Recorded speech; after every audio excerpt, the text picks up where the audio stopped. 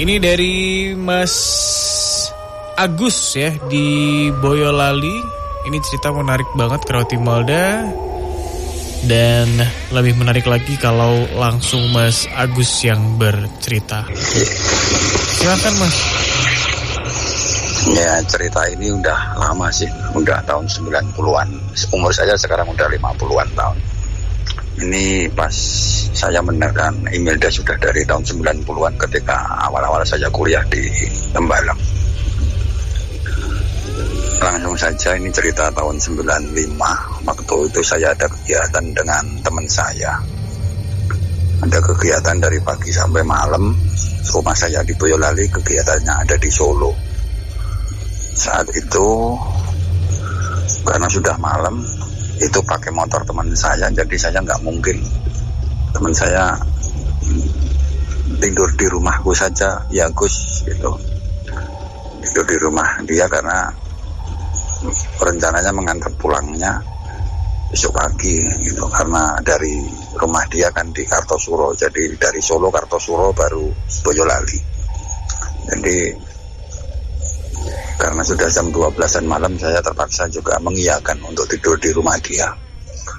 Singkat kata sudah sampai di rumah teman saya tersebut, nampak ada barang-barang yang di luar gitu, semacam meja, kursi gitu, masih banyak yang di luar, seperti habis ada punya gawe gitulah kalau di Jawa Tengah kan seperti itu, di desa gitu.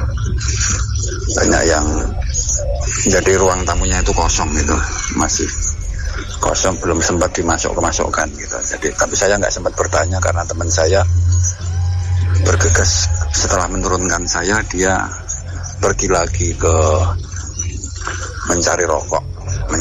Saya, kamar dia kan ada di sebelah ruang tamu, jadi saya langsung disuruh masuk aja ke kamarnya. Saya langsung masuk ke kamarnya. Saya nunggu teman saya itu 5 menit 10 menit belum datang, sedangkan saya ada rasa pengen pipis. Saya nggak tahu pengen pipis kemana, tapi saya yakin ada kamar mandi di belakang gitu. Saya pelan-pelan jalan ke belakang gitu, sambil uluk salam lah, atau assalamualaikum, kulon nuwun gitu. Saya nanti kan, saya nggak tahu di rumah teman saya itu ada siapa saja kan, belum tahu. Tapi sampai di belakang itu nggak ada orang, jadi cuma ada lampu-lampu yang temaram gitu aja. Memang lampunya lampu yang bolam gitu, yang 5 watt, 10 watt gitu, jadi nggak yang terang banget. Sampai saya nggak bisa menemukan siapa-siapa sampai siapa ada di belakang. Nah, rupanya di belakang itu ada seorang ibu yang pakai kebaya. Tapi setelah saya pikir-pikir pakai daster sih. Daster yang sudah polos, nggak polos sih, pokoknya pakai kebaya atau daster gitu, yang duduk di satu ruangan dapur gitu, sambil bersisir gitu membelakangi saya. Kaget saya nggak pikir itu, oh ini ibunya gitu. Nah, saya mikirnya gitu, ibunya yang memang saat itu ya udah berumur sekitar 45 sampai 50 tahunan gitu, pakai masih sisiran gitu malam-malam itu. Saya aja bilang, permisi Bu, saya pengen ke kamar mandi. Tapi sepertinya ibu itu tidak mendengarkan saya. Dia terus fokus menyisiri rambutnya yang tipis dan banyak rontok-rontokan rambut di bawah. Jadi dekat kaki kursi itu ada beberapa helai rambut banyak yang rontok di situ. Saya ya tertegun gitu. Tapi akhirnya saya sambil membungkuk lewat di samping dia, masuk ke pintu kamar mandi yang tidak begitu jauh dari tempat ibu itu duduk. Setelah selesai membuang hajat kecil tersebut, saya selesai, terus saya balik lagi. Ibu itu ya masih bersisir gitu, seperti tanpa menyadari kehadiran saya. Saya akhirnya kembali ke kamar lagi dengan menghela nafas panjang, ya dengan perasaan yang nggak karuan saat itu. Ibu itu kok nggak bisa mendengarkan saya, kok ibu itu kok seperti nggak tahu saya kalau lewat di sampingnya, padahal saya ngomongnya juga udah lumayan kenceng gitu. Tapi udahlah, mungkin ibu itu sudah tua, pendengarannya sudah berkurang, saya mikirnya seperti itu. Terus saya di kamar, nunggu di kamar kan agak lama. Teman saya masih belum pulang juga. Nah, terus 90-an itu kan masih ada kaset pita gitu kan, masih di meja kamar cowok itu kan, kaset pita, terus majalah-majalah, majalah musik atau majalah remaja gitu kan ada di meja. Nah, saya pengen untuk sambil nunggu karena rasa nggak karuan di perasaan saya kan, saya pengen sambil baca-baca buku atau majalah yang ada di situ. Saya tarik satu majalah, tapi mak gelodak gitu, ada plastik kresek warna hitam yang ada di atas majalah itu yang tidak saya sadari atau tidak saya tahu. Jadi majalah itu saya tarik, plastiknya itu ikut jatuh di meja, dak gitu. Terus apa iki tak raba-raba kok kotak itu, kotak persegi gitu. Saya buka terus saya lihat ternyata mas, papan nama atau prasasti yang biasanya ditempelkan di batu nisan gitu. Saya baca ibu titit ya, ibu ini gitu. Saya baca ibu ini yang meninggalnya itu, kalau saya urutkan dari hari tanggal saya saat itu, baru beberapa hari, mungkin 3-4 harian gitu. Artinya ibu ini meninggalnya baru saja. Dan saya tahu, oh berarti yang di depan tadi ada meja, kursi atau apa yang di luar itu habis ada kepaten. Kalau di sini kan kepaten atau orang meninggal. Terus karena ada yasinan atau tahlilan kan, ruang tamu biasanya digelari tikar gitu kan. Terus saya baru bisa menyimpulkan kejadian itu. Terus akhirnya teman saya datang. Setelah itu datang, saya belum sempat memasukkan itu papan nama itu, belum sempat saya masukkan. Tapi teman saya udah tahu, udah nyantri, dia bilang, aku ibuku itu, ibuku meninggal, sisa dipasang pas 7 harian gitu. Aku ya bilang gitu dok. Tapi saya enggak, kamu di rumah ini berapa orang? Aku anak tunggal, bapakku meninggal, aku cilik, bapakku sudah meninggal. Aku di rumah sini ya sama ibuku. Ketika ibu nggak ada, ya aku neng omah kene dewe gitu. Maka saya langsung kaget. Di rumah ini sendirilah, yang di ruang tamu tadi siapa? Tadi itu nggak saya ceritakan ke temanku. Saya cuma mikir aja gitu. Tapi ya karena berbagai pertimbangan saya nggak cerita.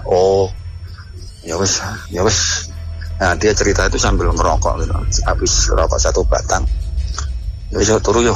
Terus dia tidur, ya saya ya pura-pura tidur juga, diem tapi sambil membayangkan itu. Dan itu menjadi malam yang panjang, terpanjang dalam hidup saya mungkin ya saat itu gitu. Mungkin itu mas cerita saya mas.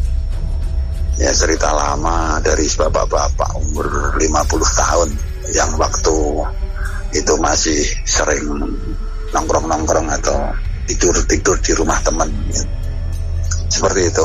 Assalamualaikum warahmatullahi wabarakatuh. Waalaikumsalam warahmatullahi wabarakatuh. Mas Agus. Ya. Tapi abis itu mas cerita ke teman mas kan? Enggak cerita itu. Sampai saat ini saya nggak pernah cerita itu.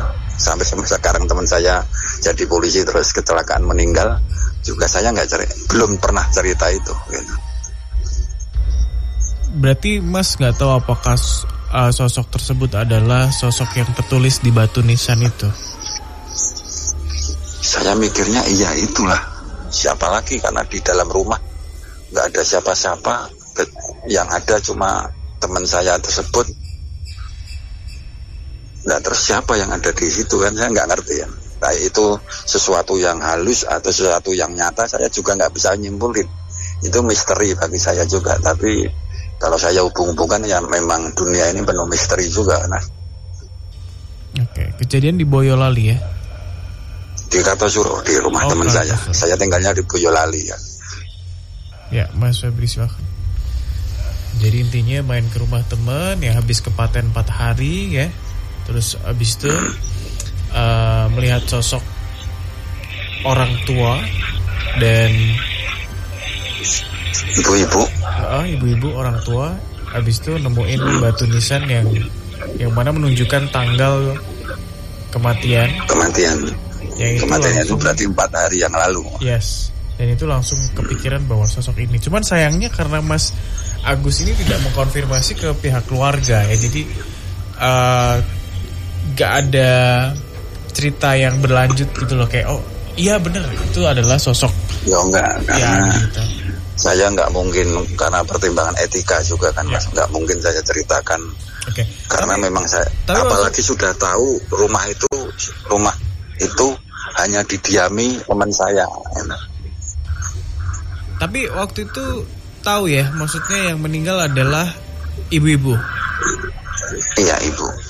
Dan dari umurnya juga sama yang aku lihat. Terus ada foto-foto, paginya kan saya pulangnya sekitar jam 9-10an, jadi sempat pagi itu ada di rumah dia kan, ada foto-foto yang dipasang gitu, foto-foto keluarga gitu kan ada. Ya sekelibatan ibu yang difoto itu, saya masih merinding ini dengarnya. Ibu yang dipasang di ruang tamu itu aku lihat ya hampir sama lah dengan ibu yang aku lihat semalam gitu, yang meninggal itu. Oke, Mas Febri silakan. Ya, selamat malam Pak Agus. Iya, siap. Jadi mendengar cerita Pak Agus ini yang saya tangkap ya, sosok yang sempat berinteraksi atau sempat foto ini memang di TV-nya dengar. Ini ya, tapi di teleponnya mati. Gimana Mas? Di TV-nya dengar, tapi di teleponnya nggak dengar. Coba. Tapi TV-nya kan saya kecilin. Ya. Ini saya dengarnya lewat televisi, Mas. Lewat smart TV. Iya. Jadi pada waktu itu ya Pak Agus, dengar gak?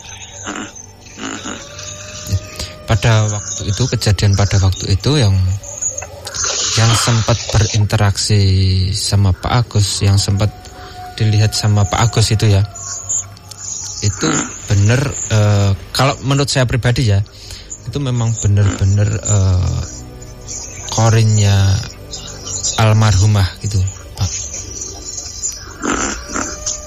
Saya juga sempat konfirmasi sama tetangga, tapi di lain hari gitu saya sempat konfirmasi. Aku turun nggone Dayat ki kok pas meninggali ibu di belakang ngene gini gitu. Ya mungkin itu ya dieroi lah cara-caranya kalau di sini gitu. Bahasanya apa kalau bahasa Indonesia ya, di penampakan lah ya macam. Jadi ini yang kalau yang saya tahu ya, sosok beliau ini pada waktu itu, pada kejadian pada waktu itu sebenarnya belum ridho, belum ikhlas untuk meninggalkan anaknya gitu. Oh gitu ya. Itu kalau yang saya tangkap dari sosok ini ya. Iya. Dari korinnya beliau ini ya. Bahkan